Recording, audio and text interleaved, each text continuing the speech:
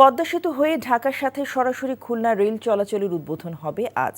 Kamalapur rail স্টেশনে এই উদ্বোধনী অনুষ্ঠানে আছেন আমাদের সিনিয়র করেসপন্ডেন্ট ফাহাদ মোহাম্মদ। সরাসরি যাচ্ছি তার কাছে। ফাহাদ, খুলনার সাথে সরাসরি রেল চলাচলের কি খবর আছে আপনার কাছে?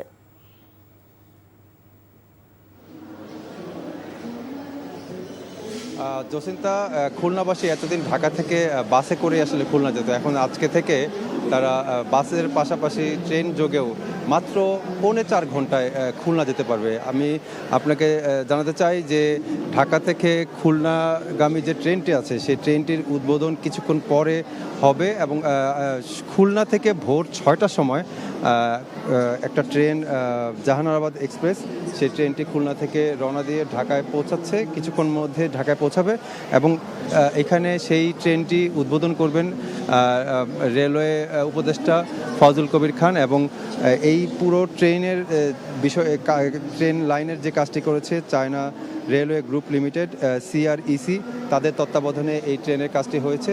সেই উপলক্ষে বাংলাদেশে নিযুক্ত চাইনিজ অ্যাম্বাসেডর ইয়াও ওয়েন তিনি উপস্থিত আছেন। এই প্রোগ্রামটি শুরু হয়েছে, কিন্তু যেই ট্রেনটি উদ্বোধন হবে মূলত সেই ট্রেনটি আসলে খুলনা থেকে রওনা হয়ে ঢাকায় পৌঁছাতে আর আধা ঘন্টা সময় লাগবে। তারপরে সেই ট্রেনটি আবার ঢাকা থেকে খুলনায় উদ্দেশ্যে রওনা দেবে যাত্রী নিয়ে। তো যখন ঢাকা থেকে খুলনার উদ্দেশ্যে যাত্রী নিয়ে রওনা দেবে তখনই আসলে মূলত এইটার উদ্বোধন করা হবে। এবং এই ট্রেনের মাধ্যমে শুধু ঢাকা খুলনা রুটের মানুষ যে সুবিধা পাচ্ছে বিষয়টি তা না।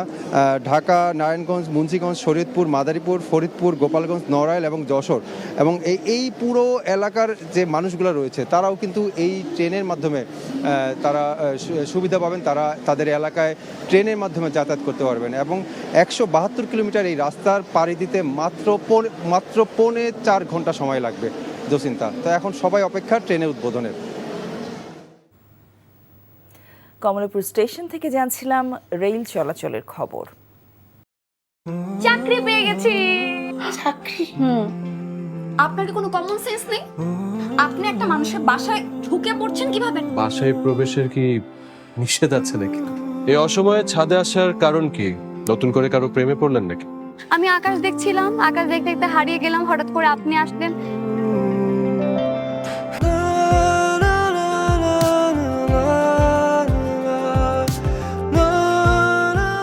তুমি এখানে কেন?